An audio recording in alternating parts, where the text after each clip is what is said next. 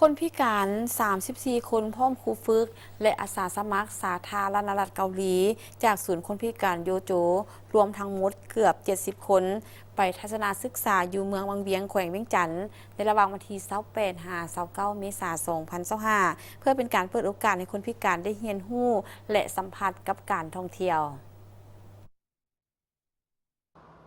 บรรยากาศการเดินทางของคนพิการและครูฝึกพร้อมอาสาสมัครสาธารณรัฐเกาหลี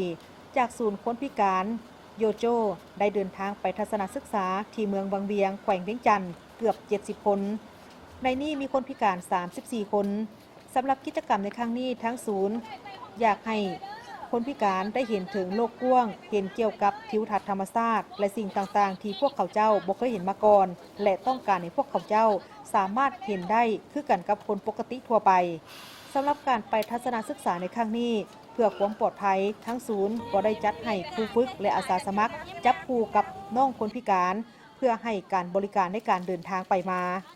สำหรับจุดประสงค์ของเราเลยก็เนาะก็คืออยากให้คนพิการได้เปิดโลกกว้างได้เห็นเกี่ยวกับสิ่งต่างๆที่พวกเขาบ่เคยเห็นแล้วก็ได้เห็นคือกันกับคนปกติของพวกเขาทั่วไปที่ว่าพวกเขาได้เห็นแบบใดก็พวกเขาก็อยากให้คนพิการของพวกเขาได้เห็นแบบนั้นคือกัน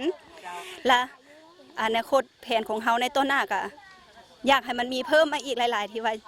พาคนพิการไปเที่ยวบอนต่างๆไปชมเที่ยวบอนต่างๆในสิ่งที่เขาบ่เคยเห็นและพ่อแม่เขาที่ว่าบ่เคยพาไปและบ่มีความสามารถพาไปได้ทั้งศูนย์คนพิการของเฮามีแผนคือว่าคนพิการของเฮาประมาณ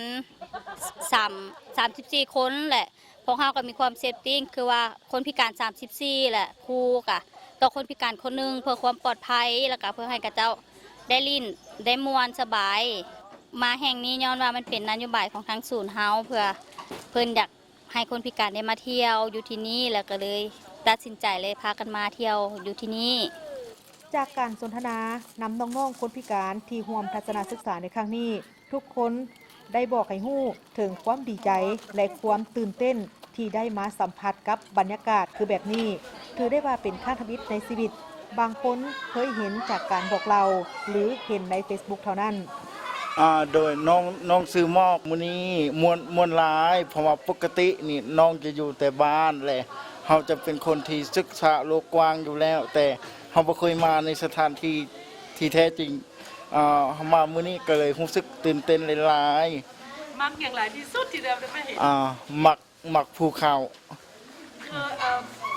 เคยเห็นภูเขานี่ปกตินี่ไม่เห็นอยู่ทางไหนส่วนหลายจะเห็นในYouTube เพราะปกติน้องจะมักเบิ่ง YouTube หาข้อมูลสถานที่ท่องเที่ยวงามๆต่างๆโดยชื่อฟ้าใสอายุ9 ปีดีใจลูกเห็นอย่างแน่เห็นสิ่งต่างๆที่บ่เคยเห็นชื่อน้องหวานอายุ15 ปีนามสกุลน้องหวานรับสปัญญาถามความรู้สึกดีมาเที่ยววังเวียงมื้อนี้มีความรู้สึกได้แหละมักอันใดก่อนหมู่มักที่ว่ามีภูแล้วก็มีธรรมชาติ